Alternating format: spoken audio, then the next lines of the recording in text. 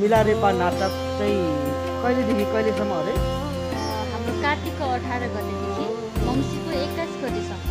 तर यो सुरु भएदेखि कार्तिकको 18बाट सुरु भएर मङ्सिरको 21 गते स्टोरी कम्प्लिट हुनलाई 21 गतेसम्म लाग्ने त होइन। अब हरेक दिन स्टोरी सुरु हुन्छ अनि एन्डिङ हुन्छ होइन। हरेक दिन चाहिँ हाम्रो त्यसरी नै भइरहेको हुन्छ सो। तर एउटै कथा सकिनलाई 1 महिना लागेको छ होइन।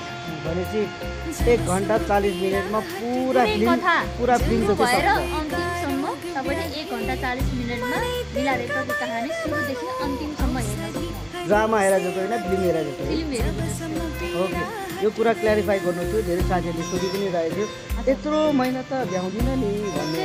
हरेक दिन आउन भ्याउँदिन, यत्रो यो स्टोरी सक्नु त आमा यत्रो महिना लाग्ने रहेछ भन्ने खालको कुराहरू राख्नु भएको थियो हजुरहरूले। तर यो यस्तो थ्याङ्क यू।